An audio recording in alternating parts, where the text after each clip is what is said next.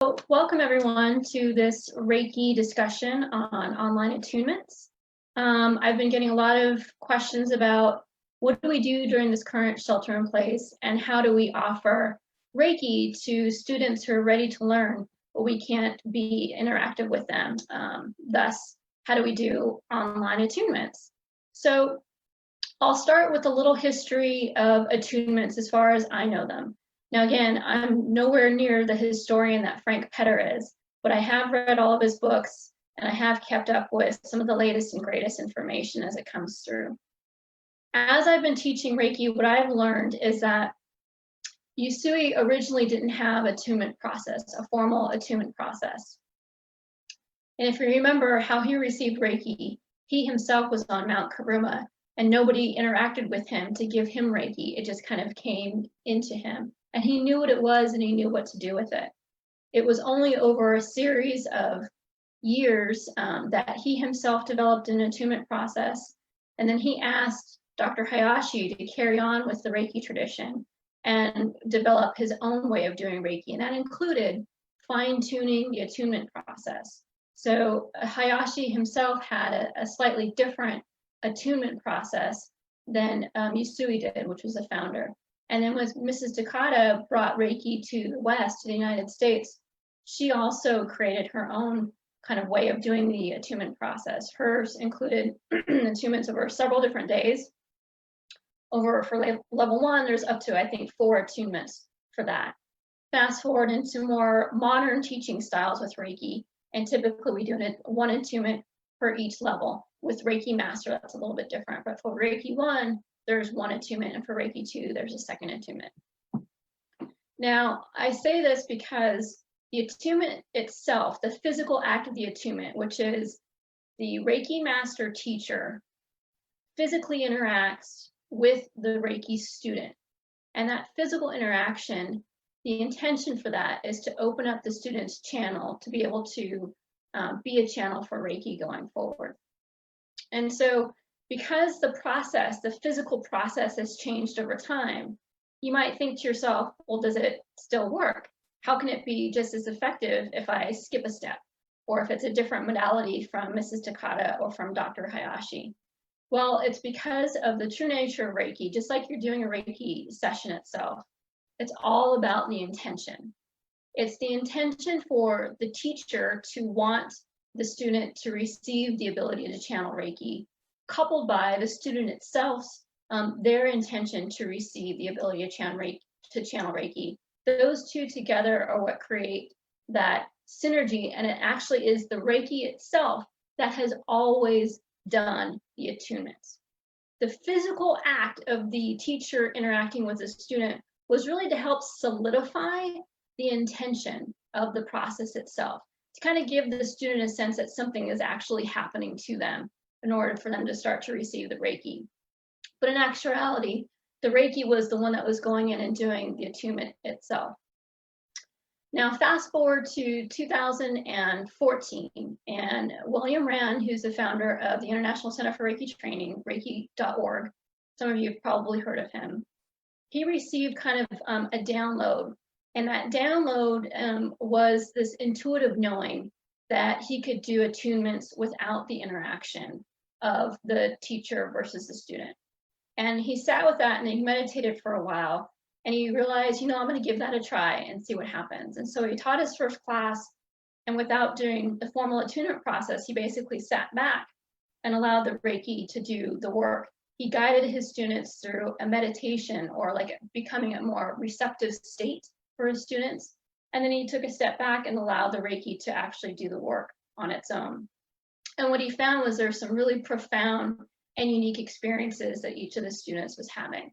And you would test the Reiki, you would test your energy levels before and after the attunement process in a traditional class, whether you have a physical attunement or not, just to see if the student can notice a difference. And without the physical interaction, the students notice sometimes even more difference after the new attunement than some of the old traditional ways.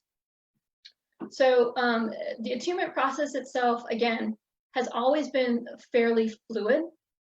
And over the last few years, we've developed a way of doing attunements where we don't have to physically interact with the students.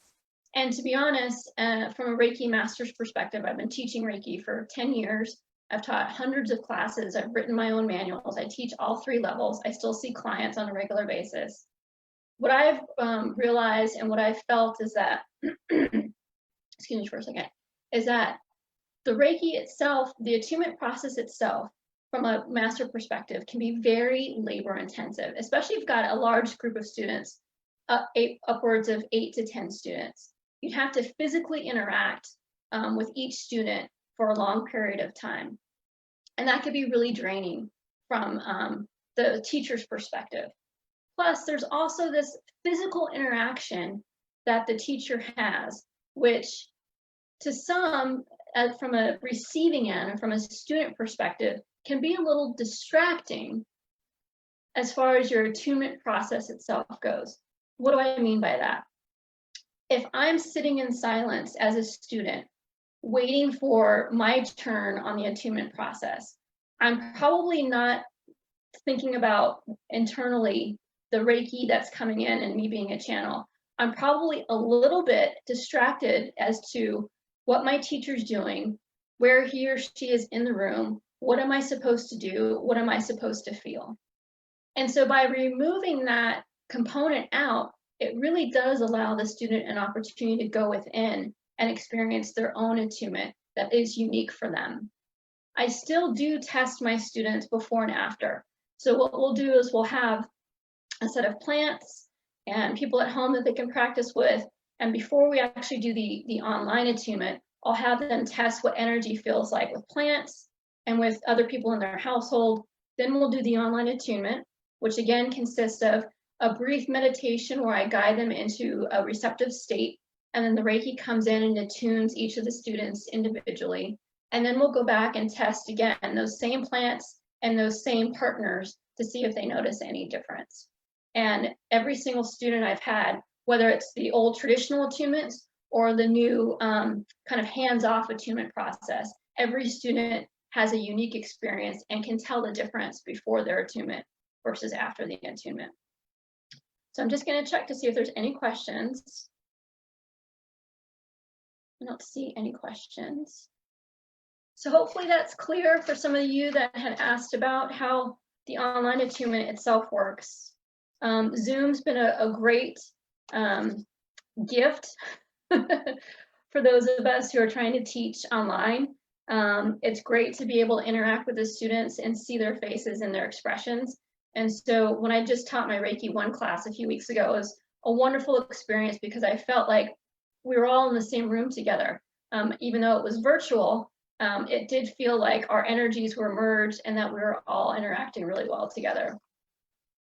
Now, for some of you who are Reiki master students that like to know how to do online attunements, I've got a couple of options for you. If you look at the Reiki.org website, William Rand has created like an upgrade. It's called the Holy Fire upgrade that should allow you the ability to do online attunements. I feel a little iffy about that. I've actually done them. I did the Holy Fire 1 and the Holy Fire 2, which is supposed to allow me to do online attunements or to do remote attunements without the physical interaction. But my belief is there wasn't a formal process that Usui had to have happen in order for the Reiki to come into his space. So I don't feel like necessarily that upgrade is necessary since it's not me doing the attunements, it's the Reiki doing the attunements. So, but I'd offer that to you if that's something that you want to research on your own. Let's see if there's any other questions. If not, I might just sign off.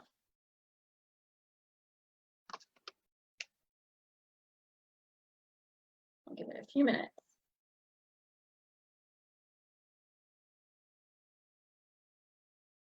Just ask a question too. How many of you are Reiki practitioners now and are looking to do Reiki attunements online? You want to just give a like or send a yes into that screen?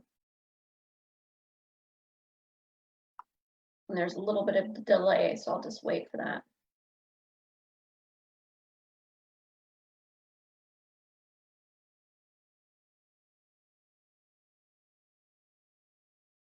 All right, well, there's no further questions or comments.